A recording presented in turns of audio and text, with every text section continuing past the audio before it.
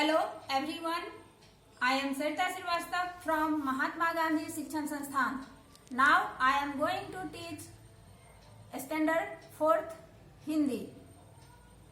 महात्मा गांधी शिक्षण संस्थान के YouTube चैनल पर आप सभी का स्वागत है।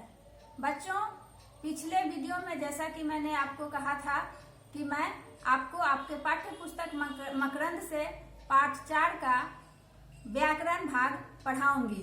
तो आज मैं आपको आपके पाठ 4 से व्याकरण भाग पढ़ाने जा रही हूँ। आइए देखें। पाठ 4, पेड़ हमारे सच्चे साथी।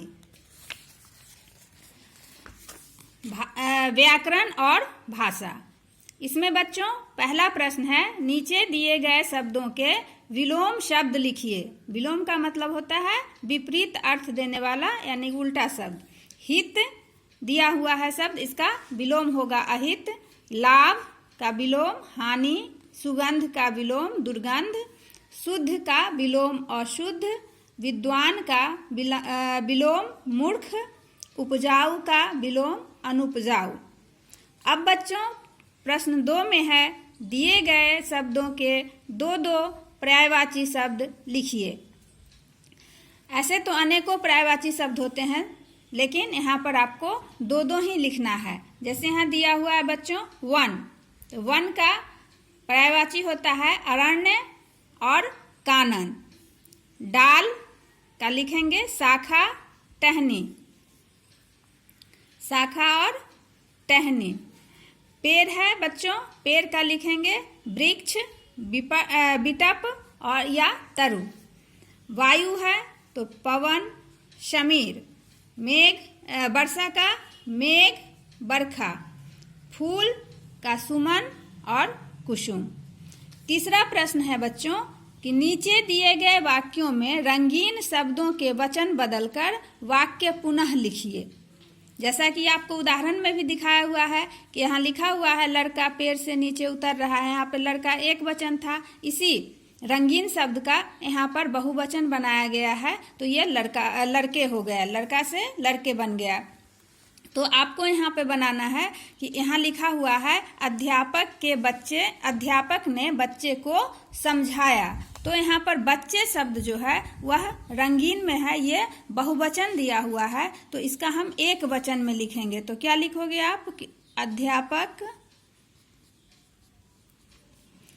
ने बच्चा को समझाया। दूसरा है लड़के ने पुस्तक पढ़ ली। तो यहाँ पुस्तक एक वचन है, तो इसका बहुवचन बनाएंगे, पुस्तकें हो जाएगा। लिखेंगे लड़के ने पुस्तकें पढ़ ली। तीसरा है लड़की गाना गा रही है। लड़की एक वचन है, तो लड़की का बहुवचन होता है लड़कियां। लड़कियां गाना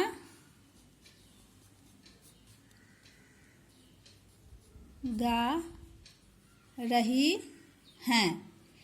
वचन के अनुसार क्रिया में भी बदलाव आता है बच्चों। तो इस तरह से ये बन गया। उसके बाद यहाँ है किसान खेत में हल चलाता है।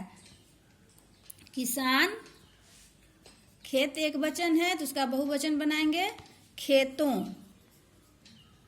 में हल चलाता है।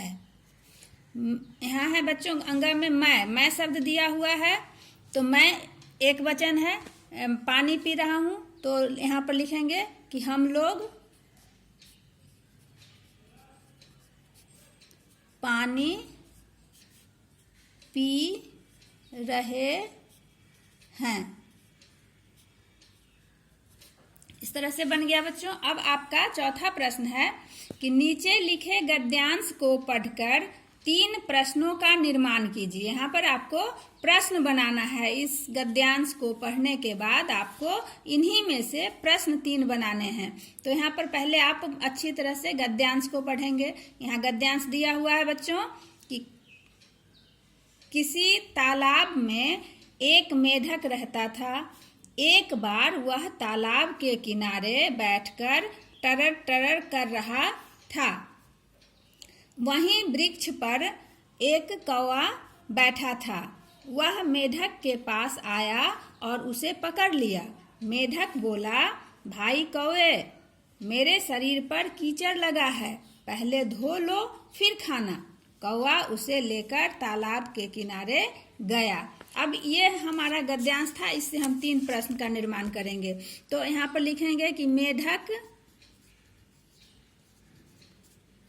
कहाँ रहता था। दूसरा प्रश्न हम लिखेंगे कि कौवा कहाँ बैठा था। और तीसरा प्रश्न लिखेंगे, मेढक को किसने पकड़ लिया। ये इस तरह से हमारा 3 प्रश्न बन गया। धन्यवाद।